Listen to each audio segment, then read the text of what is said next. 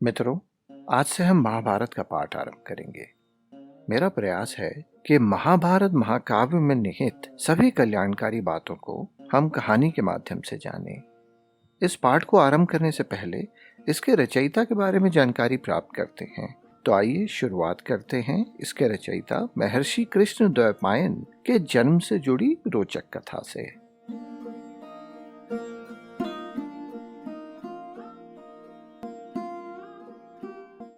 महाभारत के रचयिता महर्षि कृष्ण द्वैपायन हैं। ये वेद व्यास भी कहलाते हैं। इनके जन्म की कहानी हमें महाभारत के आदि पर्व के 63वें अध्याय में मिलती है, लेकिन यही कथा कुछ और जानकारियों के साथ हमें देवी भागवत पुराण में भी मिलती है। और इन्हें वेद व्यास क्यों कहा जाता है, इसके बारे में हमें संपूर्ण जानकारी विष्णु पुराण में मिलती है। प्राचीन काल में वसु नाम के एक विद्वान और धर्मात्मा राजा हुए, जो चेदी देश के शासक थे। उनकी तपस्या से संतुष्ट होकर देवराज इंद्र ने उन्हें प्रसन्न करने के लिए स्फटिक मणि का बना हुआ एक सुंदर और दिव्य विमान दिया। उस दिव्य विमान पर चढ़कर चेदीराज वसु सर्वत्र विचरण करते थे। वे कभी भूमि पर न उतरते तथा पृथ्वी के ऊपर ही ऊपर चलते। इसी कारण से सभी लोकों में उपरिचर के नाम से वो प्रसिद्ध हुए। वे बड़े धर्मपरायण थे। उनकी धर्म पत्नी का नाम गिरिका था, जो बड़ी रूपवती और सुंदरी थी। एक दिन ऋतुकाल को प्राप्त होकर स्नान के पश्चात शुद्ध हुई राजा वसु की पत्नी गिरिका ने गर्भवती होने के योग्य समय में राजा से समागम की इच्छा प्रकट की। संयोगवश ठीक उसी दिन पितरों ने राजा वसु से प्रसन्न होकर उन्हें आज्ञा दी कि तुम हिंसक पशुओं का वध करो। तब राजा वसु पितरों की आज्ञा का उल्लंघन न कर सके और अपनी कामना को दबाते हुए, लेकिन मन ही मन सौंदर्य के वैभव से संपन्न अपनी पत्नी गिरिका का चिंतन करते हुए हिंसक पशुओं को मारने के लिए वन में चले गए। राजा जब वन में पहुंचे तो उन्होंने वन के वातावरण को बड़ा ही रोमांचकारी पाया। वसंत का समय था। बहुत प्यारे पेड़ पौधे फलों से सुसज्जित वन था। कोकिलाओं के कल गूंजन से पूरा वन गूंज रहा था। चारों ओर मतवाले भौरे कलकल नाद कर रहे थे। राजा तो पहले ही कामाग्नि के वश में थे। उन्हें घूमते घूमते एक रमणीय अशोक का वृक्ष दिखा। वह वृक्ष मकरंद और सुगंध से भरा था। फूलों की गंध से वो बरबस मन को मोह लेता था। राजा उसी वृक्ष के नीचे उसकी छाया में अपनी सुंदर गिरिका का स्मरण करते हुए सुखपूर्वक बैठ गए। कुछ देर पश्चात वहीं राजा वसु, जो उपरिचर भी कहलाते थे, उनका वीर्य स्खलित हो गया। उसके स्खलित होते ही राजा ने यह सोचकर कि मेरा वीर्य व्यर्थ न जाए, उसे वृक्ष के पत्ते पर उठा लिया। उन्होंने विचार किया, मेरा यह स्खलित वीर्य व्यर्थ न हो, साथ ही मेरी पत्नी गिरिका का ऋतुकाल भी व्यर्थ न जाए। इसके लिए मुझे जल्द से जल्द अपने वीर्य को गिरिका तक पहुंचाना होगा। उन्होंने अपने विमान के समीप ही बैठे एक बाज के पास जाकर कहा कि हे प्रिय, मेरा ये वीर्य मेरी पत्नी तक पहुंचा दो। इतना सुनते ही वह बाज बड़ी तेजी से उड़ पड़ा, लेकिन हवा में उस बाज को देखते ही उसके पास मांस होने की आशंका से दूसरा बाज उस पर टूट पड़ा। फिर वे दोनों पक्षी आकाश में एक दूसरे से युद्ध करने लगे। इस युद्ध के दौरान राजा वसु का वीर्य यमुना जी के जल में गिर पड़ा। ठीक उसी काल में अद्रिका नाम की एक सुंदर अप्सरा को ब्रह्मा जी ने शाप दिया था, और वो ब्रह्मा जी के शापवश मछली बनकर वहीं यमुना के जल में रहती थी। बाज के पंजे से छूटकर गिरे हुए वीर्य को मत्स्य रूपी अद्रिका ने आकर निगल लिया। इस बात के करीब 9 महीने बाद की बात है। यमुना नदी पर कुछ मल्लाह मछली पकड़ रहे थे। उनकी जाल में फंसी मछलियों में से एक अद्रिका भी थी। जब मल्लाह ने उसके पेट को चीरा तो उसमें से एक कन्या और एक पुरुष निकला। इस आश्चर्यजनक घटना को देखकर उन मछेरों ने राजा के पास जाकर निवेदन किया कि हे महाराज, मछली के पेट से ये 2 मनुष्य उत्पन्न हुए हैं। मछेरों की बात को सुनकर राजा उपरिचर ने उन दोनों शिष्यों में से बालक को अपना लिया और बालिका को मछेरे को दे दिया। एक मछली की पुत्री होने के कारण उस कन्या के शरीर से मछली की गंध आती थी, अतः वो मत्स्य गंधा के नाम से विख्यात हुई। बड़े होने पर वह अपने रूप और सत्य से संयुक्त और समस्त सद्गुणों से संपन्न होने के कारण सत्यवती नाम से प्रसिद्ध हुई। अपने पिता की सेवा के लिए वह यमुना नदी के जल में नाव चलाया करती थी। एक दिन तीर्थ यात्रा के उद्देश्य से सब तरफ विचरने वाले महर्षि पराशर ने उसे देखा। उसकी खूबसूरती पर मंत्रमुग्ध होकर मुनिवर ने उसके साथ समागम की इच्छा प्रकट की और कहा, हे कल्याणी, मेरे साथ संगम करो। इस पर वह बोली, हे ब्राह्मण श्रेष्ठ, आप कुल से, शील से तथा वेदाध्ययन से एक धर्मपरायण श्रेष्ठ ब्राह्मण हैं। मुझ मत्स्य गंधा को देखकर आप अनाचार युक्त विचार वाले कैसे हो गए? हे अमोघ बुद्धि वाले ब्राह्मण, मेरे शरीर में स्थित किस विशेषता को देखकर आप मेरा हाथ पकड़ने के लिए कामासक्त होकर मेरी तरफ चले आ रहे हैं? क्या आपको अपने धर्म का ज्ञान नहीं है? हे मुनिवर, मैं दुर्गंध वाली हूँ, मुझसे क्या आपको घृणा नहीं हो रही है? समान रूप वालों के बीच ही परस्पर संबंध आनंददायक होता है। मत्स्यगंधा के ऐसा कहते ही पराशर मुनि ने क्षण मात्र में ही अपने तपोबल की शक्ति से उस कन्या को सुमुखी, रूपवती और सुगंध पूर्ण बना दिया। इस प्रकार उसे कस्तूरी की सुगंध वाली मनोहर स्त्री बनाकर प्रणय के लिए आतुर मुनिराज ने उसे पकड़ लिया। तब सत्यवती ने मुनि से कहा, हे मुने, तट पर स्थित मेरे पिता तथा सभी लोग यहाँ हमें देख रहे हैं। हे मुनिवर, यह भीषण पशुवत व्यवहार मुझे अच्छा नहीं लगता। जब तक रात नहीं हो जाती तब तक प्रतीक्षा कीजिए। लोक निंदा अत्यंत कष्टकर होती है। सत्यवती का कहा गया युक्ति संगत वचन सुनकर उदार बुद्धि वाले पराशर मुनि ने अपने पुण्य बल से उसी क्षण कोहरा उत्पन्न कर दिया। उस कोहरे के उत्पन्न हो जाने पर अत्यंत अंधकारमय नदी तट पर उस सुंदर सत्यवती ने पराशर मुनि से मधुर वाणी में ये वचन कहे, हे मुनिवर, मैं अभी कन्या हूँ और आप मेरे साथ संगम करके चले जाएंगे। हे ब्राह्मण, आप अमोघ वीर्य वाले हैं। ऐसी स्थिति में मेरी क्या गति होगी? यदि मैं गर्भ धारण कर लूं तो पिता को क्या उत्तर दूंगी? हे ब्राह्मण, मेरे साथ संगम करके आप चले जाएंगे, तब मैं क्या करूंगी, यह बताइए। इन प्रश्नों के उत्तर में पराशर मुनि बोले, हे प्रिय, आज मुझसे संगम करके भी तुम कन्या ही बनी रहोगी। हे भामिनी, तुम जो वर चाहती हो उसे मांग लो। तो सत्यवती ने कहा, आप ऐसा वरदान दीजिए जिससे मेरे माता पिता लोक में इसे न जान सकें। साथ ही हे विप्रवर, आप ऐसा करें जिससे मेरा कन्याव्रत नष्ट न हो और जो पुत्र उत्पन्न हो वो आप ही के समान अपूर्व ओजस्वी हो। मेरी ये सुगंध सदा बनी रहे और मेरा यौवन नित नूतन बना रहे। सत्यवती के ये वचन सुनकर पराशर मुनि बोले, हे सुंदरी, सुनो, तुम्हारा पुत्र पवित्र तथा भगवान विष्णु के अंश से अवतीर्ण होगा। हे सुंदरी, वो तीनों लोकों में विख्यात होगा।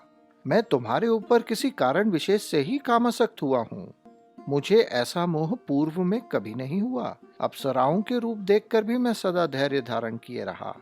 देव योग से ही तुम्हें देखकर मैं इस प्रकार काम के वशीभूत हुआ हूँ। ये जो परिस्थिति पैदा हुई है, इसके पीछे कोई विशेष कारण है ऐसा समझो, अन्यथा अत्यंत दुर्गंध युक्त तुम्हें देखकर मैं इस प्रकार क्यों मोहित होता। हे सुंदरी, तुम्हारा पुत्र पुराणों का रचयिता, वेदों का विभाग करने वाला तथा तीनों लोकों में विख्यात होगा। इसके उपरांत सत्यवती के साथ समागम करके मुनि श्रेष्ठ पराशर तत्काल यमुना नदी में स्नान कर वहां से चले गए और वह साध्वी सत्यवती भी तत्काल गर्भवती हो गई। सत्यवती ने यमुना जी के द्वीप में दूसरे कामदेव की तरह एक सुंदर पुत्र को जन्म दिया। पैदा होते ही उस तेजवान पुत्र ने अपनी माता से कहा, हे माता, मन में तपस्या का निश्चय करके ही अत्यंत तेजस्वी मैं गर्भ में प्रविष्ट हुआ था। हे माते, अब आप अपनी इच्छा अनुसार कहीं भी चली जाएं और मैं भी यहाँ से तप करने के लिए जा रहा हूँ। माते, आपके स्मरण करने पर मैं अवश्य ही दर्शन दूंगा। जब कोई उत्तम कार्य आ पड़े तब आप मेरा स्मरण करिएगा, मैं शीघ्र ही उपस्थित हो जाऊंगा। इसी प्रकार महर्षि पराशर द्वारा सत्यवती के गर्भ से द्वैपायन जी का जन्म हुआ। वे बचपन में ही यमुना के द्वीप में छोड़ दिए गए थे, इसीलिए द्वैपायन नाम से प्रसिद्ध हुए। उन्होंने ही कलयुग आने पर वेद के ज्ञान को 4 शाखाओं में विभक्त किया। संस्कृत में बांटने या विभाजन करने के लिए व्यास शब्द का प्रयोग होता है। वेदों का इस तरीके से विभाजन करने की वजह से ही उनका नाम व्यास पड़ा।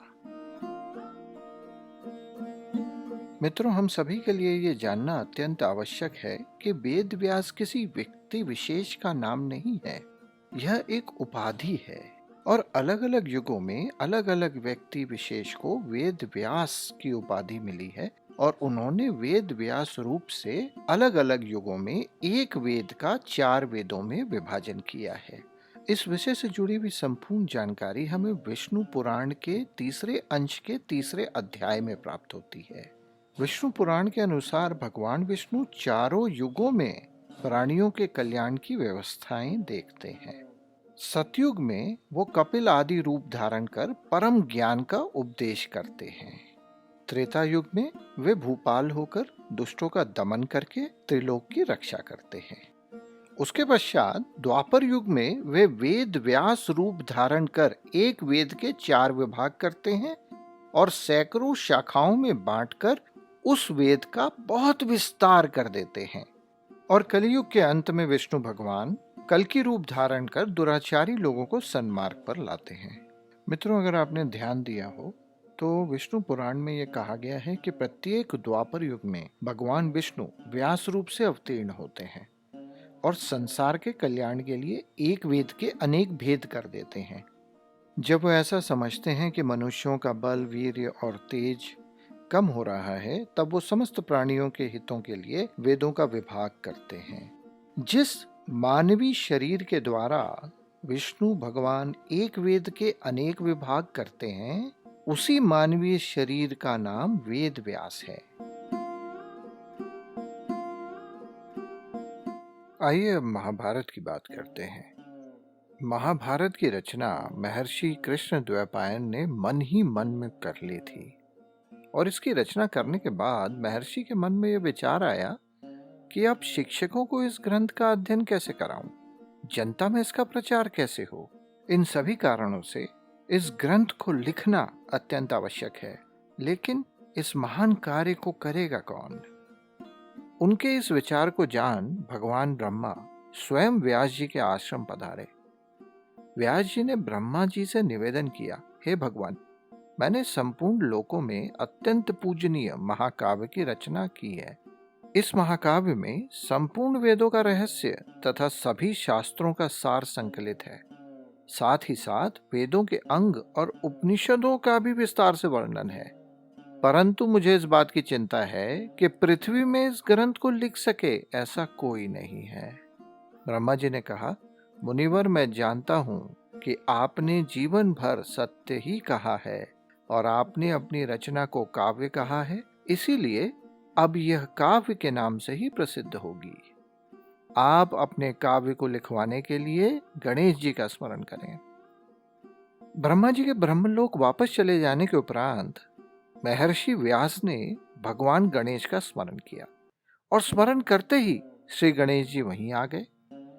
श्री व्यास जी बोले, हे गणनायक, मैंने मन ही मन एक ग्रंथ भारत की रचना कर ली है। आप इस ग्रंथ के लेखक बन जाइए, मैं बोल कर लिखाता जाऊंगा। यह सुनकर श्री गणेश ने कहा, मुनिवर, यदि लिखते समय क्षण भर के लिए भी मेरी लेखनी न रुके तो मैं इस ग्रंथ का लेखक बन सकता हूँ। इस शर्त को सुनकर महर्षि व्यास ने भी गणेश जी के समक्ष अपनी एक शर्त रख दी। बोले, मैं जो भी कहूंगा उसे समझे बिना आप एक भी अक्षर न लिखिएगा। मित्रों, हम सभी के लिए इस ग्रंथ के श्लोकों की जटिलता के बारे में जानना अत्यंत आवश्यक है। स्वयं व्यास जी ने महाभारत में ये बात लिखी है कि इस ग्रंथ में 8800 श्लोक ऐसे हैं जिनका अर्थ मैं समझता हूँ, शुक्रदेव समझते हैं, लेकिन संजय समझते हैं या नहीं, इसमें संदेह हो सकता है। यह श्लोक इतने गंभीर अर्थ वाले हैं कि आज भी उनका रहस्य भेदन करना मुश्किल है। उनका अर्थ बड़ा गहरा है और शब्दों का चयन गंभीरता भरा है।